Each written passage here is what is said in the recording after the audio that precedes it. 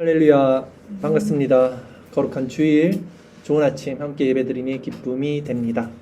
지난주 설교 기억나시나요? 제가 일상 가운데 깨어서 기도하는 자가 되자라는 제목으로 신앙은 이 교회 안에서 주일날 요 몇 시간이 아니라 일주일 동안 일상에서 승부를 보는 것이다. 일상에서 깨어있는 삶, 신앙이 중요한 것이다 라는 요지로 말씀을 전했습니다. 근데 사실 그 일상에서 신앙으로 살아가는 게 가장 어려워요. 쉽지 않아요. 가장 어렵습니다. 왜냐하면 우리가 일상 가운데 보고 듣고 우리 앞에 마주하게 되는 모든 거의 대부분의 것들이 사탄의 권세 아래 있습니다. 우리의 생각까지도요.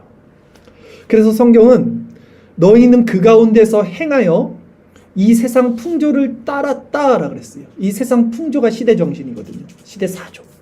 그리고 공중 권세 잡은 자를 따랐으니 라고 말해요. 이 세상에 있는 모든 것들이 하나님으로부터 온 것이 아니다 라고 성경은 말씀하죠. 그래서 일상 가운데 우리가 사실은 생각과 마음을 지키며 신앙생활하는 것이 가장 어렵습니다. 그런 면에서 적어도 주일 이렇게 예배당에서 우리 생각과 마음을 지키는 것은 세상보다는 훨씬 쉬운 거죠. 그렇다고 우리가 맨날 예배당 안에서만 이렇게 찬양하고 기도하고 말씀 듣고 할 수는 없는 거잖아요. 결국 우리는요, 일상 가운데 신앙으로 살아내야만 거기서 성화의 열매를 맺게 되고요, 이웃사랑이 실천이 되고요, 하나님의 복음이 만방에 퍼질 수 있는, 전도할 수 있는 그런 또 것이 될 것입니다. 여러분 어떻게 한 주간 그 일상에서 신앙으로 고군분투하시며 살았습니까? 사셨습니까? 만일 일상 가운데 우리가 이렇게 깨어서 승리하는 삶을 자주 맛보지 못했다면 여러분, 그리고 늘 반복되는 죄들이 있죠, 우리 안에서. 이런 죄들 가운데 또 넘어지는 모습들이 있었다면 오늘 말씀을 통해서 다시 한번 마음을 정진하는 시간이 됐으면 좋겠습니다. 오늘 말씀이 참 귀합니다. 커피 한 잔씩 드셔야 될 거예요. 좀 머리를 바짝 정신을 차리시고 오늘 들으셔야 되고요. 여기 보면 제가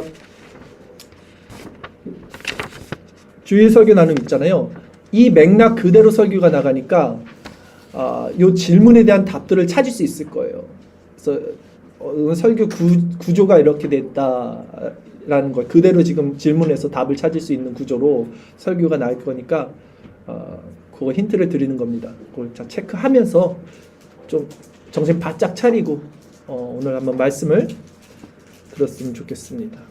그래서 오늘은요, 이 사탄이 일상 속에서, 일상 가운데 우리를 어떻게 사로잡고 넘어뜨리게 하는지, 그렇다면 우리는 그 일상 가운데 사탄의 공격을 어떻게 대적하고 막아야 하는지, 사탄을 대적하라 라는 제목으로 말씀을 전하겠습니다. 자, 본문 다시 처음부터 보도록 할게요. 누가복음 22장 1절 말씀이었습니다. 제가 읽겠습니다. 6월절이라 하는 무교절이 다가오매 라고 시작을 합니다.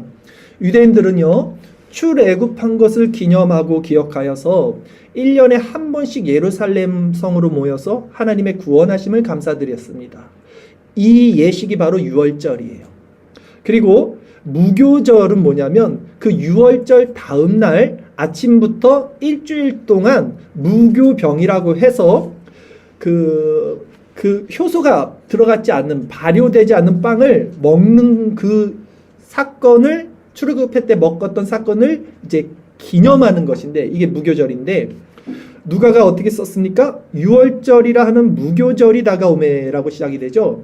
즉 이 6월절 다음 날부터 일주일 동안 무교절이 이어졌기 때문에 이걸 하나의 개념으로, 하나의 날로 보는 겁니다. 그래서 6월절이나 무교절이 같은 개념으로 유대인들은 그런 표현을 씁니다. 그때 어떤 일이 일어났습니까? 오늘 본문 2장에서 6절까지 쭉 한번 보도록 하겠습니다. 제가 한번 전체적으로 다시 한번 읽어드리겠습니다.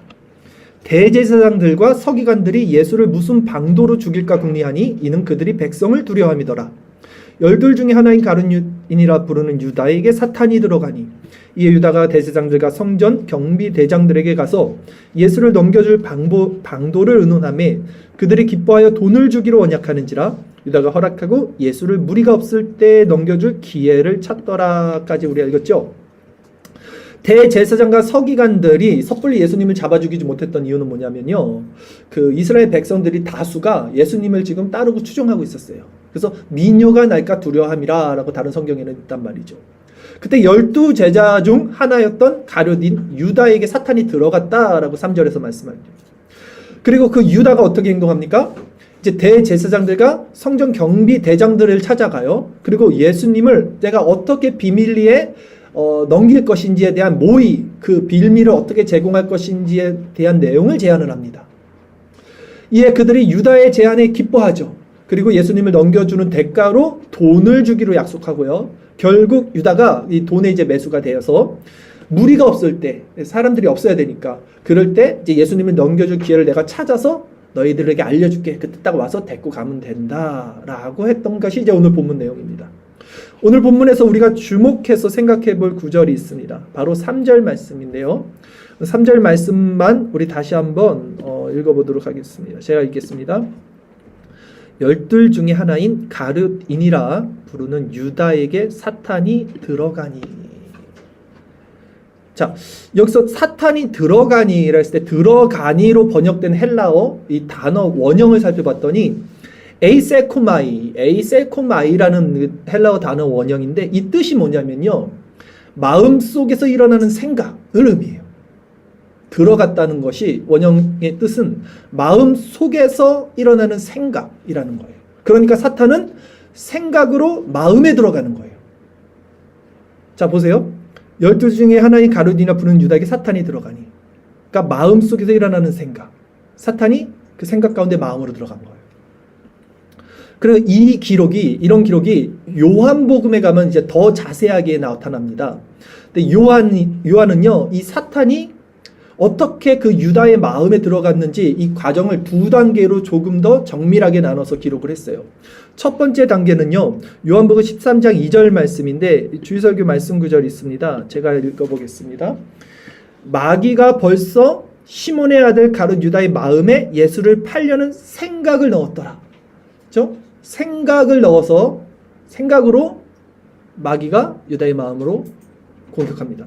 그리고 13장 27절에 어떻게 말하냐면 조각을 받은 후 곧 사탄이 그 속에 들어간지라 이에 예수께서 유다에게 이르시되 내가 하는 일을 속히 하라 하시니. 이렇게 이어지죠. 즉 사탄이요, 생각을 통해서 마음을 장악합니다. 그리고 그 마음을 장악한 다음에 어떻게 됩니까? 행동으로까지 그 생각을 확장시키는 거예요. 이게 사탄이 사람 안에서 역사하는 루트, 과정, 경로예요. 자, 이 부분을 통해서 먼저 사탄이 사람을 어떻게 공격하는지 지금 말씀드린 이 경로와 과정, 그리고 어떤 사람이 그러면 사탄의 타겟이 되기 쉬운 마음의 특성을 가졌는지 이 부분에 대해서 먼저 살펴보겠습니다. 사탄은요, 우리가 지금 살펴본 바와 같이 사람의 생각을 통해서 그 마음에 침투합니다. 그래서 그렇게 공격을 한다는 거예요. 몇 구절 더 보강해서 말씀을 살펴볼게요. 두 구절이고요.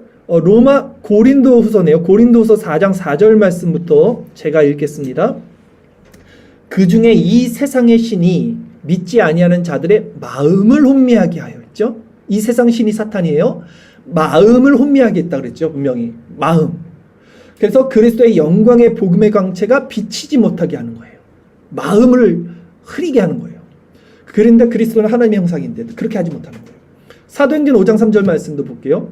베드로가 이르되 아나니아야 어찌하여 사탄이 내 마음에 가득하여. 마음에 가득했다 그랬어요. 사탄이. 내가 성령을 속이고 땅값 얼마를 감추었느냐라고 책망을 하죠. 이렇듯 사탄은요, 인간의 생각을 통해서 마음 안에 들어가서 장악합니다. 마음을 장악하죠. 그리고 그 마음을 혼미하게 하고 결국 그 마음을 행동으로 확장시키는 역사 하는 거예요. 그러니까 뭐가 중요하냐면 처음 생각이 가장 중요한 거예요. 그게 시작점이에요. 생각이 시작이 돼서 마음을 장악하고 행동으로 이어지는 거예요. 그게 사탄의 공격 루트입니다. 생각이 중요한 거예요. 이걸 기억하시고 계속 설교를 들어보세요. 그런데 사람들은 어떡합니까? 생각을 너무 쉽게 합니다. 자연스럽게 해요. 자연스럽게 생각이 일어나요.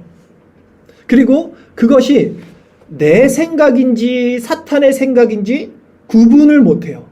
그 구분하려고도 안 하고 구분할 수도 없고요, 사실. 그러니까 생각이 나는 거예요, 머릿속에서 자연스럽게. 그래서 오히려 사탄이 지금 생각의 씨를 뿌리는데도 그것을 감지하지 못하고 알아차리지 못하고 그게 자기 생각이라고 믿어요. 내가 생각한 거라고 생각해요. 예를 들어볼까요? 그런 케이스가 성경에 어디 있는지.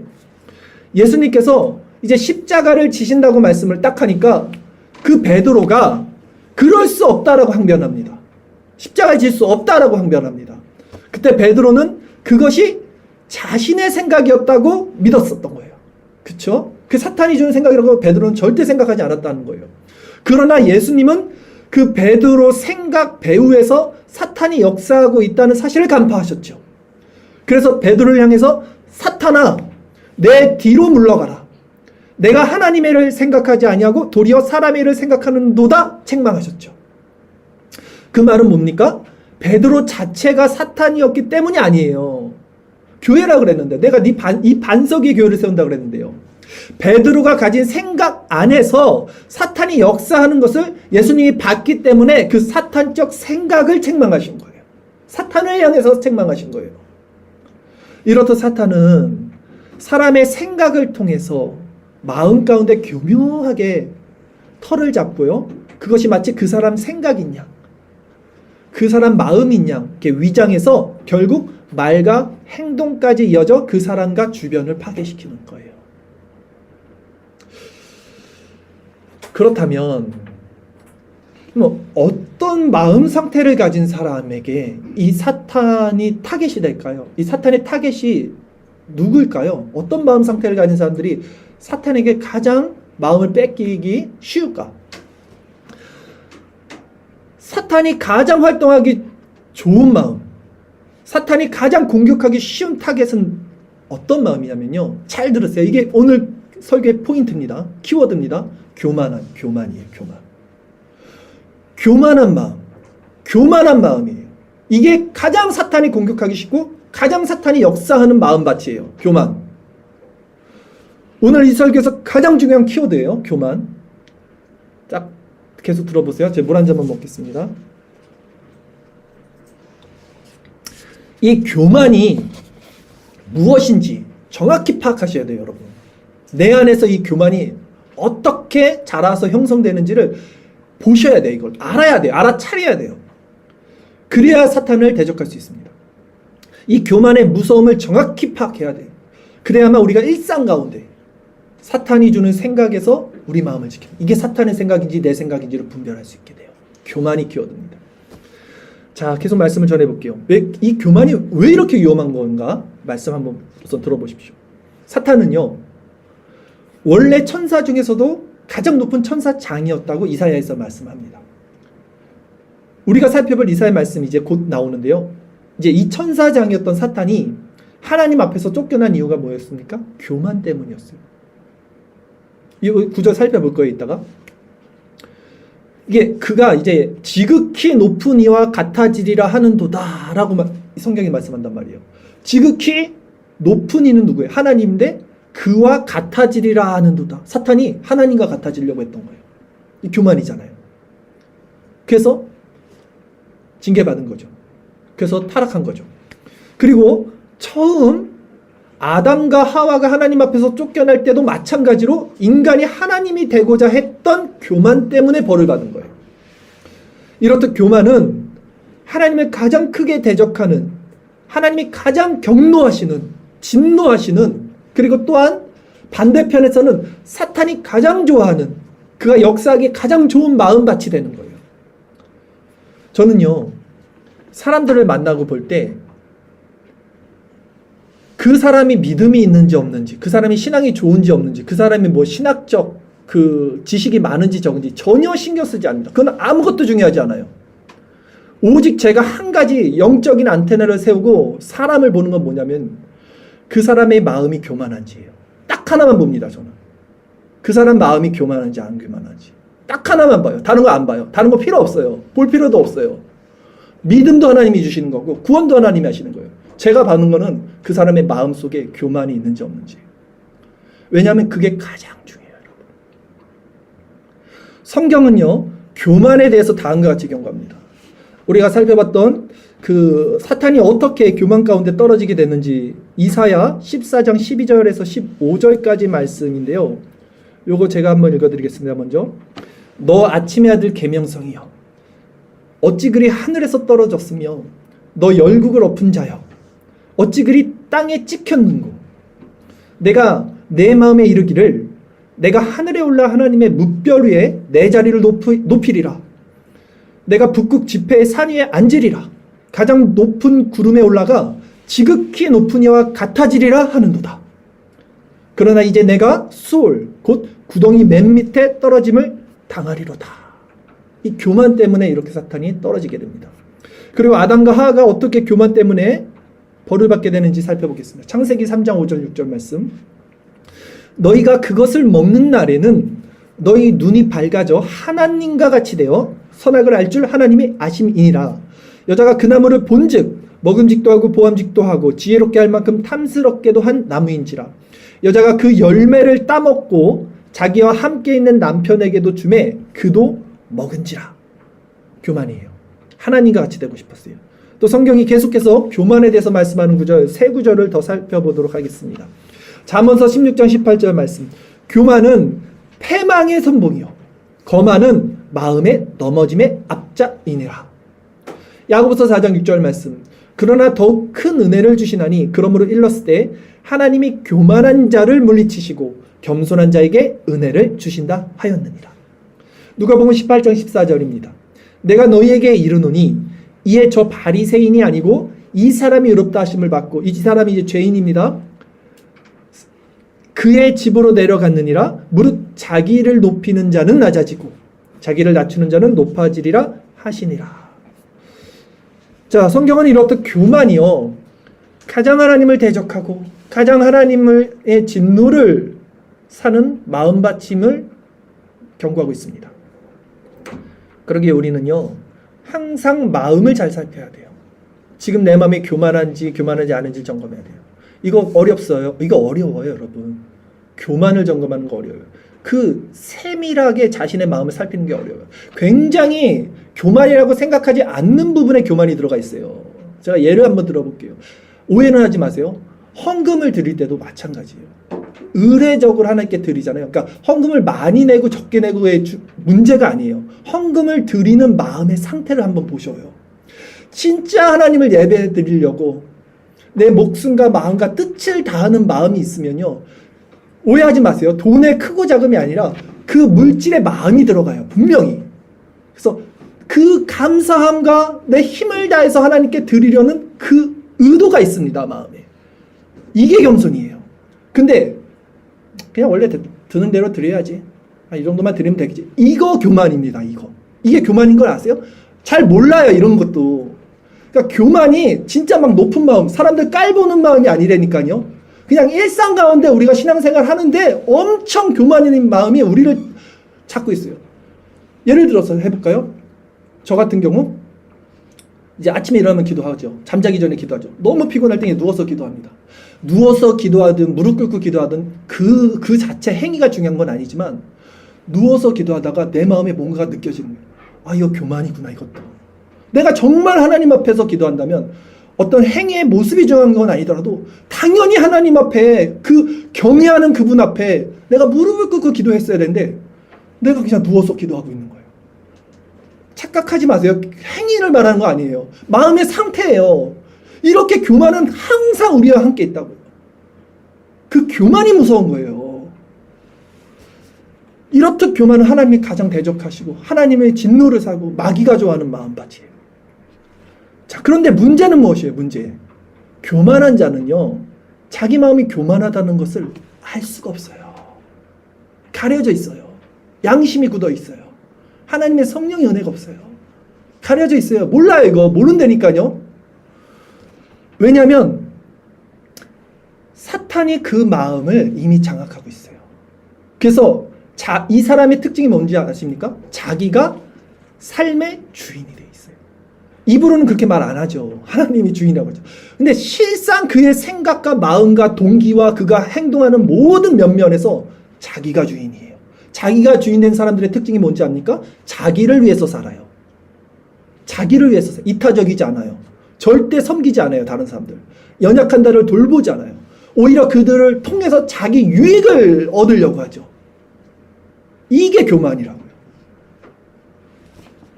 처음 사탄의 공격은 바로 사람의 마음 한켠에 슬그머니 이 교만의 점을 찍습니다. 생각을 통해서. 교만을 넌진히 뿌려요. 살짝 딱 점을 찍어요. 그래도 기도하면 됐잖아. 그래도 오늘 헌금 이만큼 했으면 됐잖아. 교만이라니까요. 다. 그러나 우리 마음이 이제 그걸 수용하죠. 그래, 이 정도면 됐겠지? 그래, 나는 지금 오늘 내가 할 걸 다 했어. 그 마음의 상태가 어쨌든 행위로. 그러면 그 점은 이제 어떻게 되냐면 우리 온 마음을 차츰 점령합니다. 그래서 결국 이 말과 행동으로까지 번져서 그 사람 자신은 물론이고 주변에 있는 모든 것까지 다 태워버리는 때까지 멈추지 않아요. 이제 다 태워버리고 나서 멈춰요. 그 사람은 그때 깨닫죠. 내가 사탄에게 사로잡혀서 이 지경까지 온 거구나. 그 전에도 몰라요. 사탄은 이렇듯 굉장히 인내심이 있습니다. C.S. 루이스를 그렇게 좋아하진 않지만 그의 책 순전한 기독교를 보면 사탄이 어떻게 사람 마음에 역사하는지 그가 잘 설명하는 구절들이 있어요. 근데 그렇게 표현을 해요. 사탄이 굉장히 인내심이 있다. 근데 정말 맞아요. 사탄은 처음부터 크게 안 가요. 차츰 그 사람의 생각, 그 사람의 마음을 조금씩 점령해서 나중에는 완전히 자기 것으로 사로잡죠. 굉장히 인내심을 갖고 행동하는 거예요. 사탄이 우리 마음과 생각에서.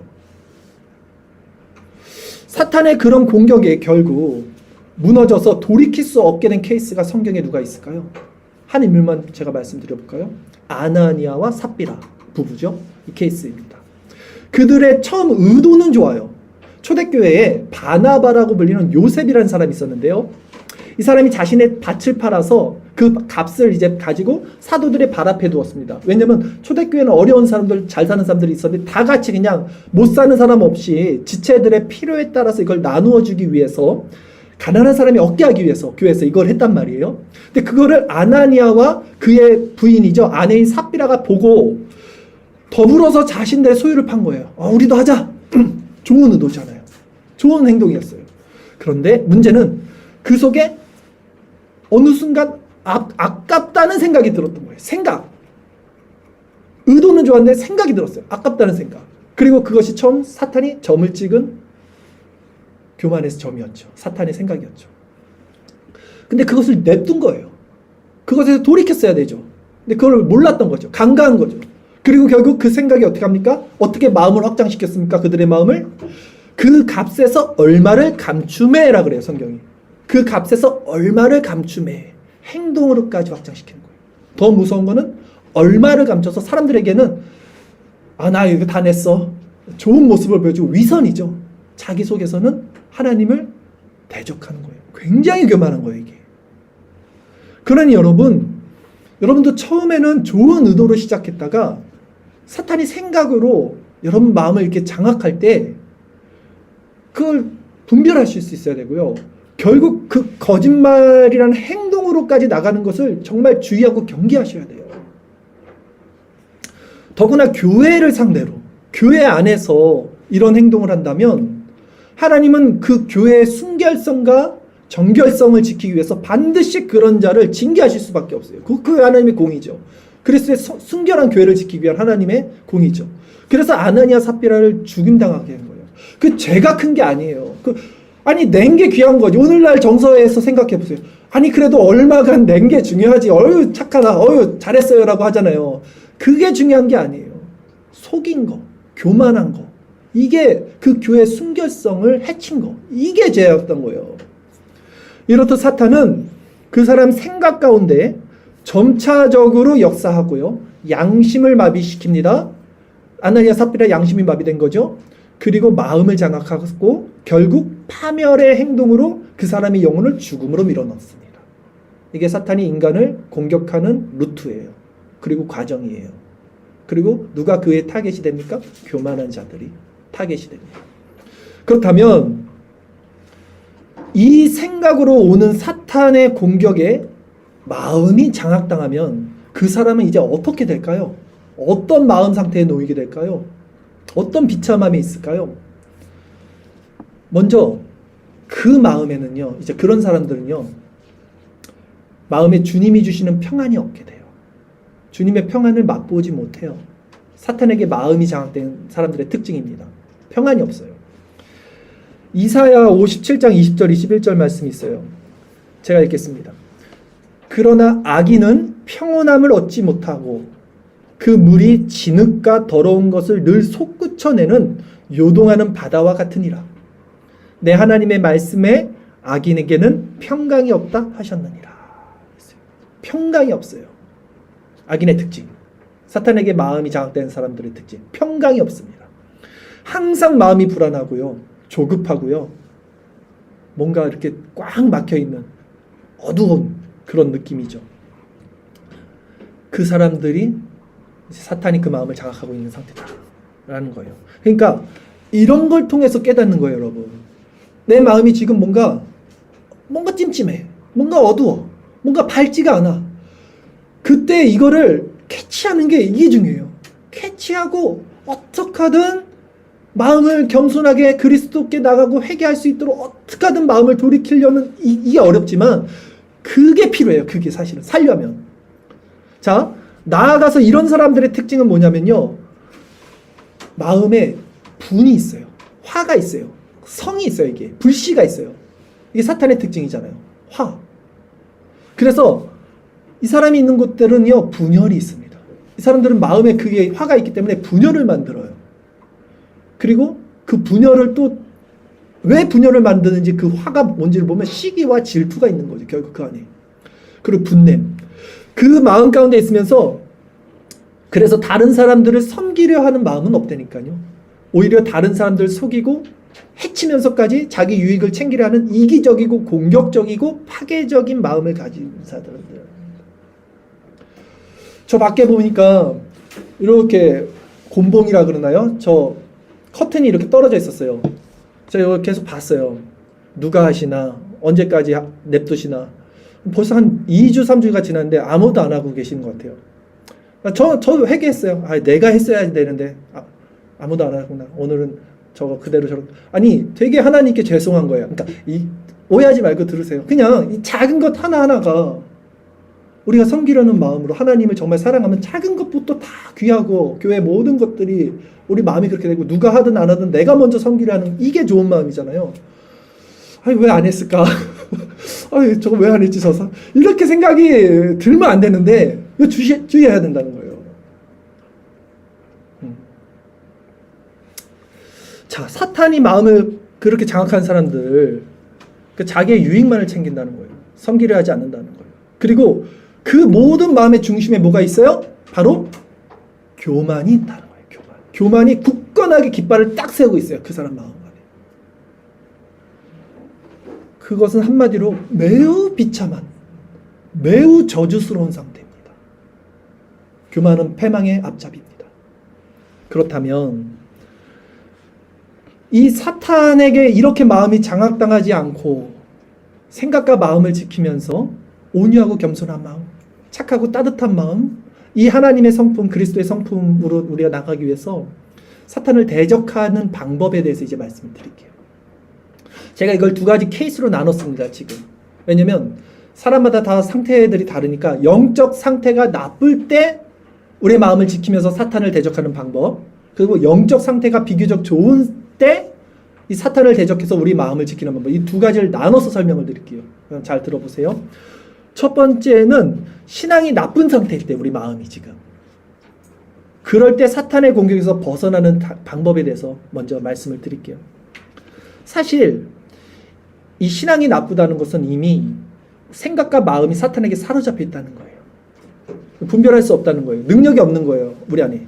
그래서 스스로 은혜의 방편을 통해서도 우리가 은혜의 방편이라고 그러잖아요. 은혜의 수단인데도 그걸 통해서 하나님께 나갈 수 없는 거예요. 지금 이 사람들이. 비참한 상태에 있는 그 경우에는요. 할 수 있는 일이요. 아무것도 없어요. 이때는 정말. 아니 은혜의 방편인데 은혜의 방편을 통해서도 은혜를 못 받는데 뭘 어떻게 받습니까? 없어요. 더 이상. 은혜의 방편이 뭐예요? 말씀과 기도인데 말씀과 기도를 통해서 은혜를 못 받는데 뭘 어떻게 하냐고요. 없어요. 할 수 있는 게. 그러게 그때는 물 한 잔만 먹겠습니다. 그러기에 그때는요. 더 큰 파멸로 그 사람이 무너지기 전에 완전히 이제 파멸당하기 전에 하나님께서 개입을 하셔야 돼요.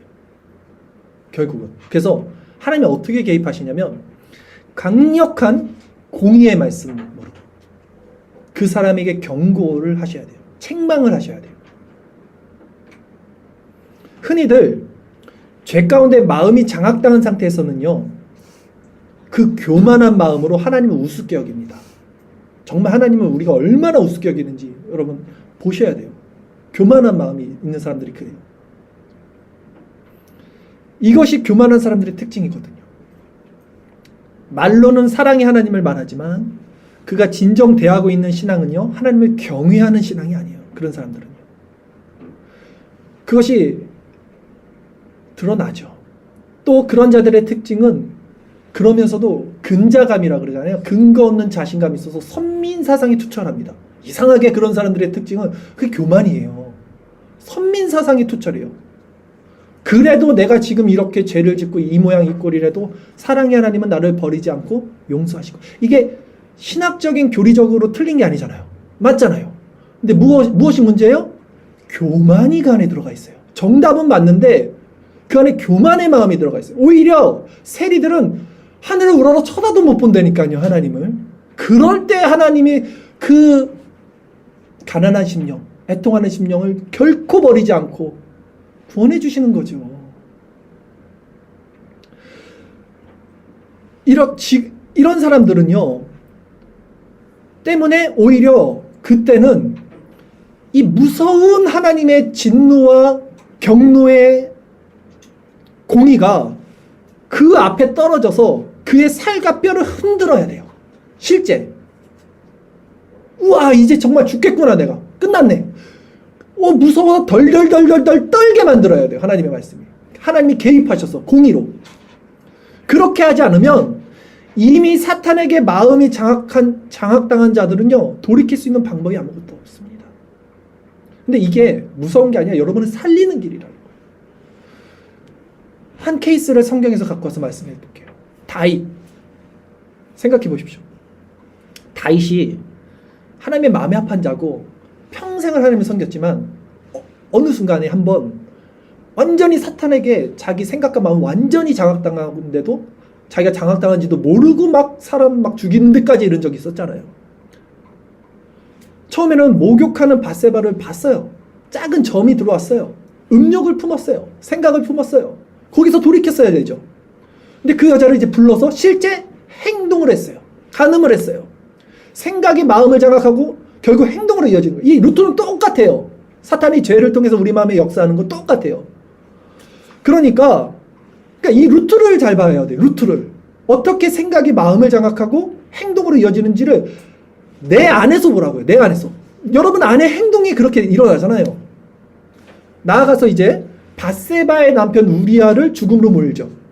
그리고 결국 보는 것에서 마음으로, 마음에서 행동으로 점점 사탄에게 그 마음이 장악당하면서도 자기뿐만이 아니라 다른 사람까지 모조리 파괴하면서도 아직도 깨닫지 못하고 있는 그때 나단 선지자가 나오잖아요. 근데 그때 다윗이 어떤 마음이었어요? 깨닫지 못했다니까요. 그리고 여전히 나는 왕, 여전히 나는 선민이라는 사상이 있었어요. 다윗에게. 뭘 그렇게 내가 크게 잘못했는지조차도 알지 못하는 극도로 양심이 굳어진 상태였단 말이에요. 다윗이 그 정도였다는 거예요. 다윗이 여러분. 우리야. 어떻게 했냐는 거예요. 나단 선지자가 이제 어떻게 말씀합니까? 사랑의 하나님이 택하신 자들을 용서하시고 사랑하실 것입니다. 이렇게 말해요? 아니에요. 그 하나님의 공의가 어떻게 무섭게 다윗에게 떨어지는지 한번 보십시오. 사무엘하 12장 10절에서 12절까지 말씀입니다. 제가 읽어드릴게요. 이제 내가 나를 업신여기고, 누구를 업신여긴 거예요? 다윗이? 하나님을 업신여긴 거예요. 이게 교만이에요. 근데도 다윗은 하나님을 업신여긴 적이 없다고 생각했다고요. 왜? 예배의 행위나 모습은 다 있었으니까. 나를 업신여기고 햇사람 우리아의 아내를 빼앗아 내 아내로 삼았은즉 칼이 내 집에서 영원토록 떠나지 아니하리라 하셨고. 너무 무서운 거 아니에요? 택자였는데, 하나님의 마음에 합한 자라고 그랬는데, 근데 하나님의 말씀은 공의가 어떻게 선포돼요? 네가 나를 업신여겼기 때문에 칼이 내 집에서 영원토록이에요. 떠나지 않고. 두렵지 않습니까? 아직도 여러분 마음이 높아져 있습니까? 야, 이거 성경 말씀 거짓부랭이. 그렇게 생각하십니까? 이 말씀 앞에서도 지금 다들?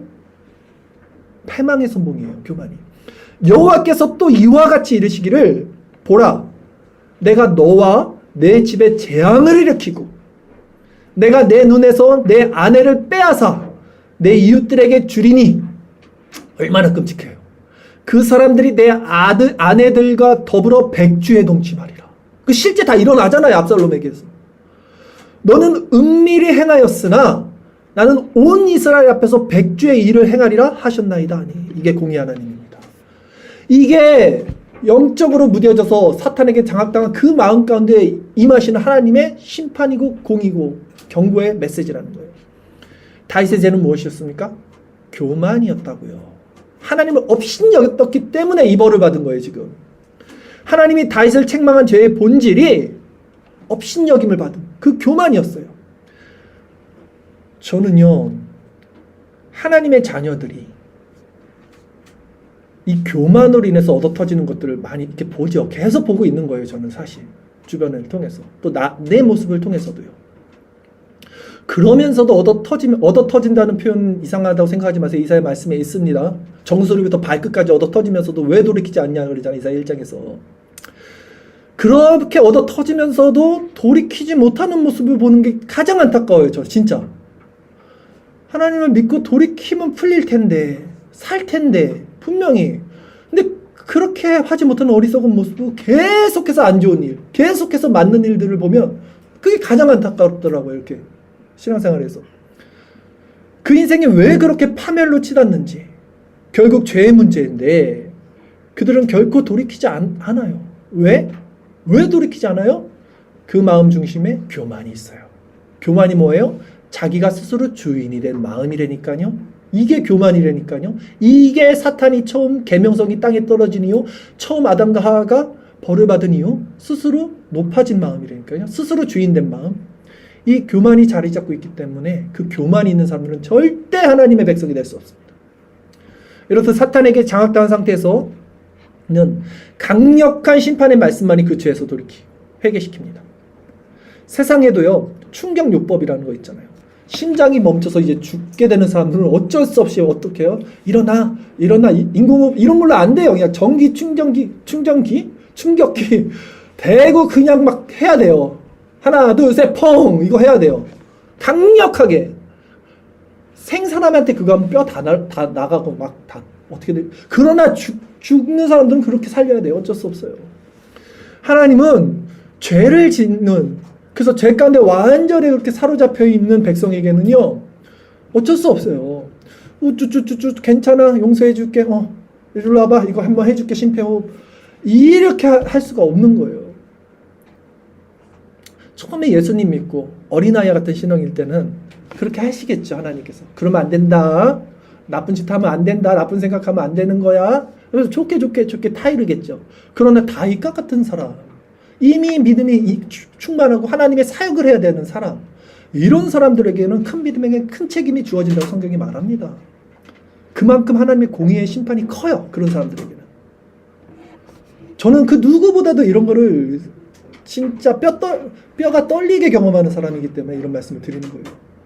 죄가 들어올 때 얼마나 두렵고 끔찍한지 그 지옥이 경험되면 여러분 잠을 자지 못하고 덜덜덜덜 새벽녘까지 떨면서 기도한 적이 한두 번이 아니에요, 제가.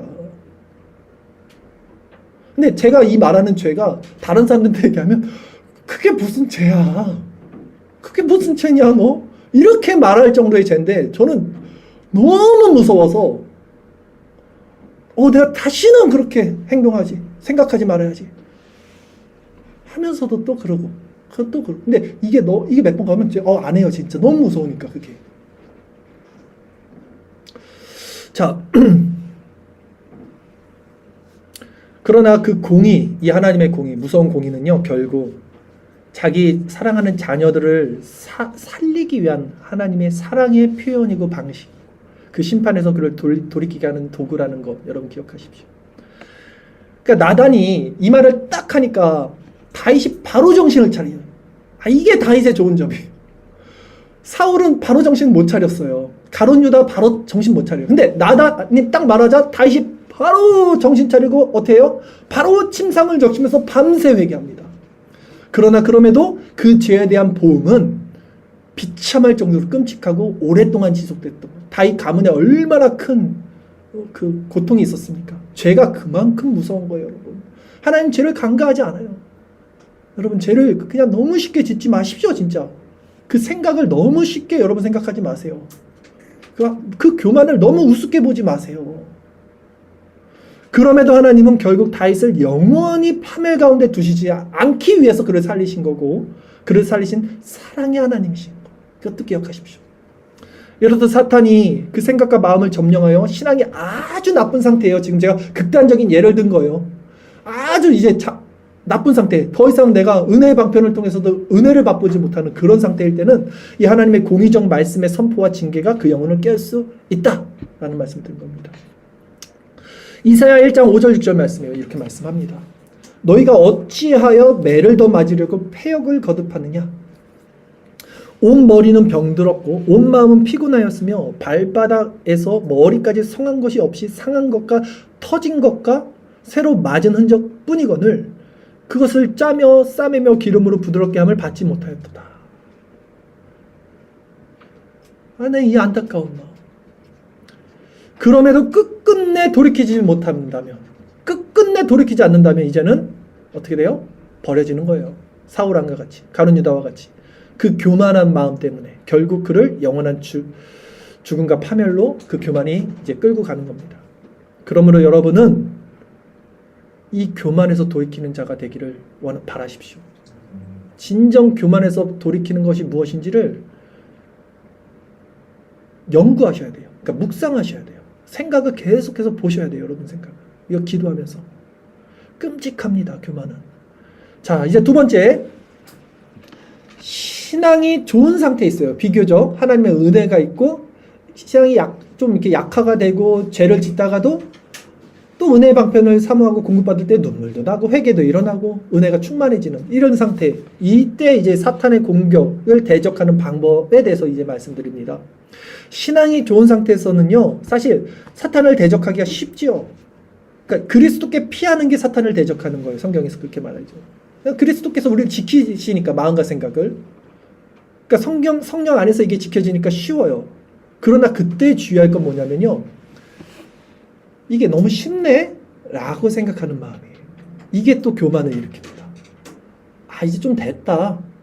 이게 좀 지켜지네. 너무 쉽게 지켜지니까. 성령 충만하면 지켜지잖아요. 죄를 안 짓게 되잖아요. 그냥 내가 죄를 짓지 말아야지가 아니라 죄를 안 짓는 마음 상태가 되니까 이게 너무 쉽네로 돼요. 이게 교만한 마음을 일으킬 수 있어요. 그래서 성경이 뭐라 그래요? 항상 깨어서 기도하라. 선줄로 앉아는 넘어질까 조심하라 말씀하는 거예요. 이게 그들에게 말하는 거예요.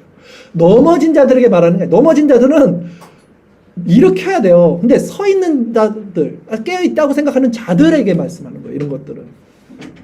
어제의 믿음이 오늘 나를 지켜주지 못합니다.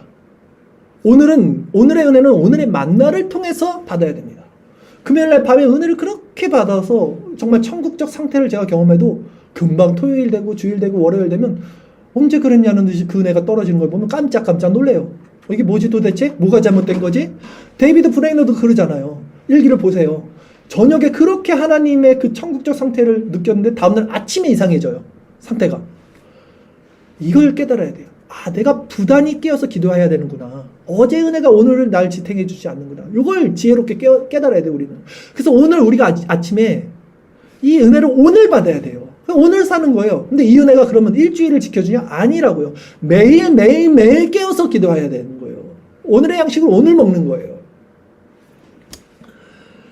깨어있는 마음은요, 영적 분별력을 갖고 있는 상태를 깨어있는 마음이라고 하는 거예요. 영적 분별력이 있어요, 깨어있는 마음은. 그래서 영적 긴장감을 늘 갖고 있어요, 이 사람들은. 그런 마음의 성향이 됩니다. 긴장감을 갖고 있어요. 그럴 때는요, 사탄이 이제 우리 안에 은근슬쩍 심는 죄의 시작점이 있다고 그랬죠? 그게 뭐예요? 탐심, 이기심, 시기, 정욕, 분냄, 결국 교만인데, 이런 것들을 간파합니다, 이제, 이 사람들이. 상태가 좋으면. 그래서 빠르게 돌이켜 회개할 수 있는 힘이 있어요, 이 사람들. 빨리 돌이켜야 돼요. 뭔가 마음이 찜찜하네? 이게 왜 찜찜하지? 이거를 파악해야 돼요. 그러게 계속해서 기도하면서 그 마음에 있는 나쁜 생각의 불들을 이렇게 끄는 거예요. 소화기를 갖고 끄는 거예요. 기도의 소화기를 가지고. 그 부분을 간과하고 놓쳐서는 안 돼요. 이게 부단히 힘써야 돼요. 이걸 깨어서 기도한다는 거예요. 왜냐하면 우리가 그걸 좀 간과하고 그 생각의 불을 방치하다 보면 마음에 그 불이 번지죠. 그러면 또 어느 한 순간 그 불은 우리 마음을 장악하고요. 그 장악한 것은 행동으로 나오고요. 그러면 우리는 어떻게 돼요? 또 이제 제어가 안 돼요. 그럼 첫 단계로 다시 돌아가야 돼요. 하나님의 그 진노와 하나님의 그 공의의 심판이 아니면 우리를 살려낼 수 없어요. 심폐소생술을 또 받아야 돼요. 갈비뼈 다 부러집니다. 그러면 또 새로 맞는 흔적이 또 생기는 거예요. 또 맞고 또 맞고 또 맞고 또 맞는 거예요. 지겹습니다. 이제 그만 맞아야죠, 우리. 그러나 성령의 통치 안에 있는 사람들은요, 사탄이 죄의 시작점을 이렇게 생각 안에 딱 넣었을 때 당시에는 그것이 잘 인지를 못해요. 사실 그것까지 깨어있는 것은 정말 어려워요.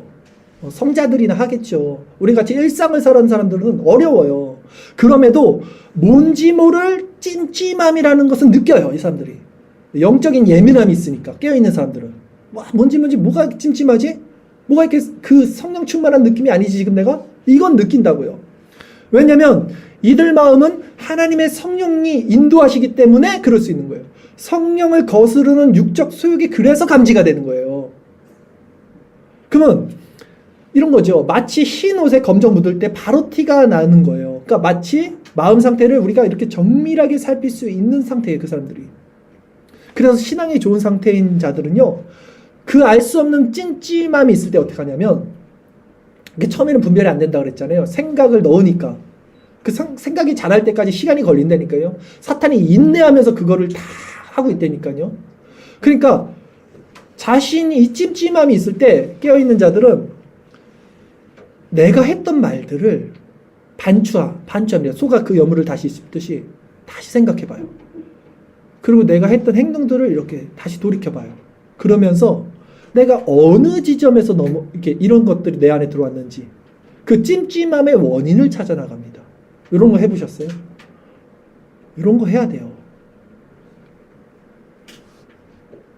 분명히 찜찜한데 이게 왜 찜찜한지 모를 때는 계속 반추해 보셔야 돼요. 분명히 그 첫 지점이 있어요. 상태가 좋은 사람들을 얘기하는 거예요. 그리고 사람들 깨닫죠. 내가 그때까지는 상태가 좋았는데 그때 내가 이런 생각을 했을 때 그래서 그렇게 내가 말했던 거, 행동이죠, 말은. 행동했던 것 때문에 죄의 찢기들이 이제 내 마음속에서 자라고 있었구나를 깨닫게 돼요. 그걸 알아차리죠.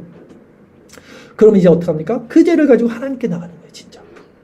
그러면 이제 그리스도의 그 의로 다시금 회복을 경험합니다. 그래서 더 큰 은혜와 거룩한 삶을 살아가요. 이게 가장 좋은 삶이에요. 이게 가장 좋은 삶이에요. 성령 안에서 있는 삶이에요. 죄를 안 지을 수는 없어요. 근데 죄를 짓고 바로 돌이킬 수 있는 영적 상태. 이게 깨어있는 거예요. 그러기에 두 가지 케이스 말씀드린 거예요. 항상 그리스도라는 나무에 붙어있는 가지의 정체성으로 매일매일 성령의 통치를 받으면서 마음과 생각을 지키고 사는 삶은 이 세상에서 가장 행복하고 안전하고 복된 삶이 됩니다. 이걸 맛본 사람들은 지금 제 이 말에 박수를 칠 수 있어요. 맞아. 성령의 통치를 받는 마음과 생각을 지키는 이게 가장 행복하지. 이게 가장 안전하지. 이게 가장 복되지. 그래서 복 있는 자는 주야로 말씀을 묵상하는 자라고 성경이 말하는 거죠. 우리가 죄를 씻음받고 성령 충만한 상태에서는요, 정신이 맑아요. 그리고 생각이 단순합니다. 그리고 삶의 모습들은 밝아요. 삶이 밝아요. 낮에와 같이 행해요. 그리고 온화하고 따뜻한 마음이 있어요, 우리 안에. 겸손한 주님의 마음. 그리고 이것이 사탄의 공격에서 승리할 때 주어지는 마음 상태거든요. 우리가 승리할 때, 죄를 몰아낼 때. 이것이 실로 우리 마음 안에 임하는, 그래서 성경이 뭐라 그래요? 하나님 나라를 의와 희락과 평강이라 그랬잖아요. 마음 안에 있는 의와 희락과 평강의 천국적 마음 상태의 거예요, 이게. 하나님은 항상 그리스도를 통해서 우리에게 이 의와 희락과 평강의 마음을 주시기를 원합니다. 오늘 이 말씀을 여러분에게 왜 선포했을까요? 더 여러분 마음을 위축시키고 율법으로 누르기 위해서 하나님이 이 말씀을 여러분에게 지금 주신 게 아니라는 거예요. 정말 이 좋은 상태에, 그러니까 제가 처음에 이 부정적인 거 말할 때 힘들어요. 그러나 제가 정말 말하고 싶은 건 이거거든요. 제가 정말 전하고 싶은 건 이거거든요. 하나님 안에 있을 때 그 단순함과 명쾌함과 깨끗함과 투명함과 이 온화함, 이 따뜻함, 이 단순하지만 이 은혜, 하나님 이걸 너무 주시고 싶어 하시는 그 마음, 이걸 회복시킬 수 있는 길이 있다. 멀지 않다. 그것이 그리스도를 바라봄에 있다. 바로 하나님의 그 은혜가 있을 수 있다. 교만한 마음을 꺾을 때, 낮은 마음 하나님을 바라볼 때 있다. 이걸 전하고 싶은 거예요, 저는. 그리고 끝으로 이제, 그렇다면 사탄의 공격에서 이 승리를 맛본 자들, 날마다 이 승리를 맛보고 마음을 지키는 자들, 이제 성화의 열매를 맺는 사람들이, 이 사람들이 해야 할 일들이 있습니다. 이제 이 사람들 해야 할 일은 뭐냐? 먼저 우리가 하나님 안에서 이런 승리를 몇 번 맛봤다고 사탄이 우리를 더 이상 공격하지 못할 거라고 착각해서는 안 돼요. 큰일 납니다. 때론 진짜 그래요. 이런 천국적 마음의 상태에 우리가 도취되면요, 이걸 한번 경험하면 더 이상 사탄이 우리를 공격하지 못할 거라고 착각이 듭니다. 그 정도로 이게 하나님의 그 능력과 거룩함이 우리를 채우거든요. 그럼 절대 더러운 것이 안 묻을 거라는 생각이 그냥 들어요. 착각이 들어요. 이런 생각으로 우리 생각과 마음이 고무됩니다. 막 충만해지는 거예요, 성령으로. 제가 뭐라 그랬어요? 그때 교만이 튼트할 수 있다. 그렇게 무서운 거예요. 광야에서 예수님이 시험 받을 때 생각해 보세요, 여러분. 마귀에게 시험을 이겼습니다, 말씀으로. 근데 마귀가 성경에 어떻게 말합니까? 얼마 동안 예수님을 떠났다 그랬어요, 누가복음에. 얼마 동안이요. 영원히 떠나는 게 아니에요. 즉 어제의 은혜가, 다시 말씀드릴게요, 오늘의 나를 살게 하는 거 아니에요. 오늘의 만나는 오늘 필요한 겁니다. 그러기에 깨어있는 자들 역시 마귀에게 틈을 주지 말고 늘 깨어서 항상 기도에 힘쓰는 자들이 되어야 된다.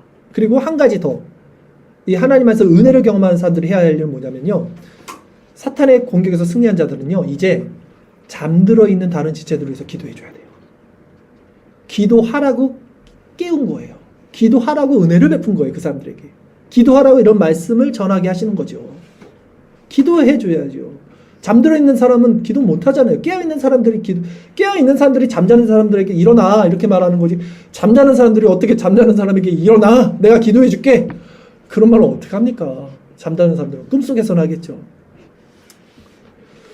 깨어있는 자들만이 실상 잠들어 있는 자들에서 기도할 수 있기 때문에 깨어있는 자들은 기도해야 돼요. 성령 충만한 자들은 그래서 자기를 위해서 기도하지 않아요.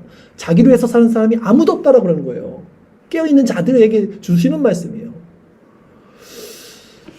그게 성도의 교제예요. 그게 교회가 은혜 가운데 자라는 거예요.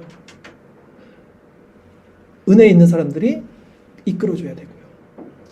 그래서 다 같이 깨어있는 자들이 돼야 돼요.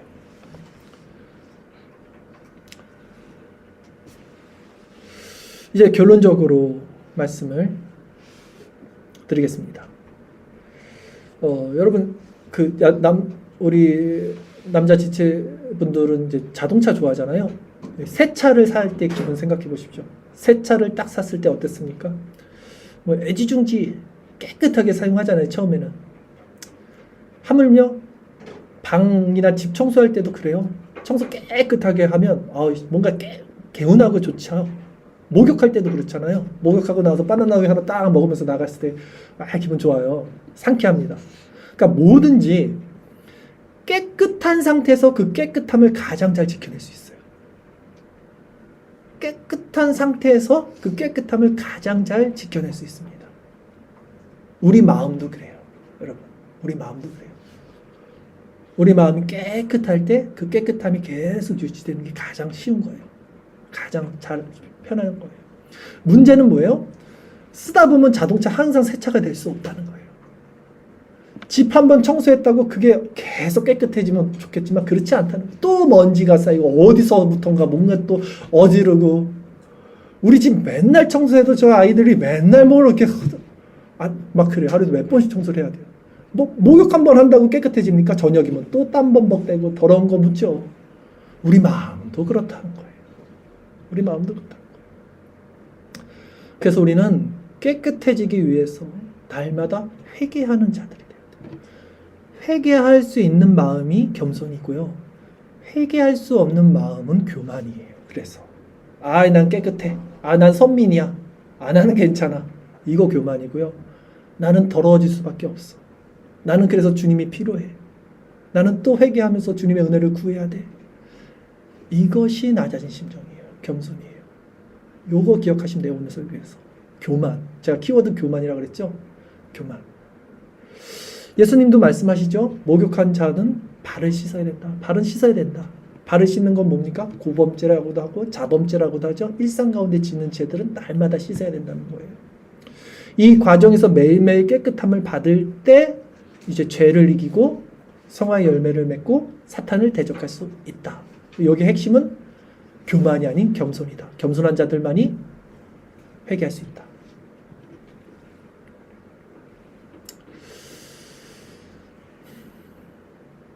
끝으로 아더 핑크의 이 영적인 성장이라는 책에 있는 내용 제가 주중에 한번 보내드린 거 있잖아요. 그거 한번 읽어드리고 마칠게요. 아더 핑크의 글을 여러분은 제가 카톡으로 드렸는데 한번 보셨는지 모르겠지만 제가 한번 다시 읽어드릴게요.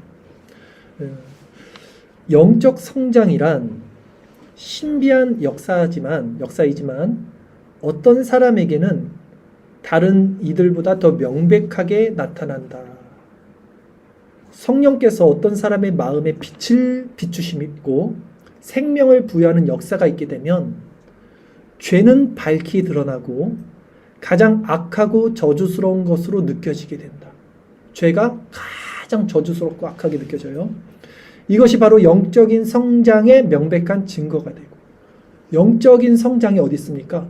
내가 좀 더 거룩해졌네, 내가 홀리해졌네 있는 게 아니고 죄가 끔찍하고 저주스러운 것을 느끼는 게 성장이라고 그래요. 지금 아더핑크가 이해가십니까? 내가 홀리해졌어. 이건 교만이라는 거예요. 죄가 더 끔찍하게 느껴지는 것이 영적인 성장이라는 거예요. 계속 읽어드릴게요. 그래서 죄를 죄로서 미워하게 되는 것이다. 이 죄에 대해 재빨리 깨닫게 되면, 재빨리 깨닫는 게 중요하다고 그러죠. 이 사람도 우리 자신을 가장 비열한 존재로 바라보게 되고, 우리 자신과 우리 자신을 위해서 행했던 모든 일을 거부하게 된다. 이게 포인트죠. 우리 자신과 우리 자신을 위해서 행했던 모든 일들이 죄구나. 이걸 이제 거부하게 돼요. 그전에는 이걸 끌어당겼죠. 그런데 이제 거부하게 돼요. 그런 다음에 구원과 능력을 얻기 위해 그리스도께 즉각적으로, 뭐라 그래요? 즉각적이라고 그랬어요. 그리고 전적으로 의지함으로 은혜 안에 성장하게 되며 그것을 가장 확실한 영적 성장의 증거로서 깨닫게 된다고 했어요. 죄를 보는 것이 영적 성장이고요. 즉각적으로 주님께 나가는 게 영적 성장이라는 거예요. 자, 즉각적으로 나간다는 게 뭘까요? 내일부터 다이어트 해야지. 내일부터 열심히 살아야지. 내일부터 신앙생활 해야지. 이거 즉각적인 거 아니죠. 이 마음의 중심에 뭐가 있어요, 여러분? 교만이 있다니까요. 이런 걸 보셔야 된다니까. 왜? 내가 나의 주인이야, 지금도. 여전히.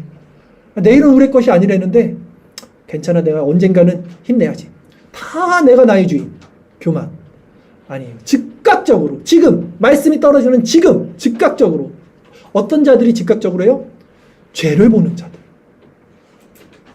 여러분, 우리가 생각과 마음 가운데 사탄과 어떻게 싸워야 하는지, 어떻게 영적 성장을 이루어가야 하는지 조금은 알 수 있겠습니까, 여러분? 매일매일 순간순간 자신의 교만한 자아를 보시고 그 자아를 십자가에 못 박으십시오. 이걸 보셔야 돼요. 그리고 그 십자가에 달린 그리스도를 바라보십시오. 그렇다면 그리스도를 바라보는 게 회개하고 기도하고 돌이키는 거죠. 그렇다면 그분의 온유하고 겸손한 마음을 배우게 될 것입니다. 이 아침 이 은혜가 우리 모두의 마음에 있기를 주님의 이름으로 기원합니다. 야고보서 4장 6절에서 10절 말씀 우리 마지막으로 한 목소리로 함께 읽고 오늘 설교 마치도록 하겠습니다. 이 말씀 우리 같이 한 목소리로 읽겠습니다. 시작. 그러나 더욱 큰 은혜를 주시나니 그러므로 일렀을 때 하나님이 교만한 자를 물리치시고 겸손한 자에게 은혜를 주신다 하였느니라. 그런즉 너희는 하나님께 복종할지어다. 마귀를 대적하라. 그리하면 너희를 피하리라. 하나님을 가까이 하라. 그리하면 너희를 가까이 하시리라. 죄인들아 손을 깨끗이 하라. 두 마음을 품은 자들아 마음을 성결하게 하라. 슬퍼하며 애통하며 울지어다. 너희 웃음을 애통으로 너희 즐거움을 근심으로 바꿀지어다. 주 앞에서 낮추라. 그리하면 주께서 너희를 높이시리라. 아멘. 기도드리겠습니다.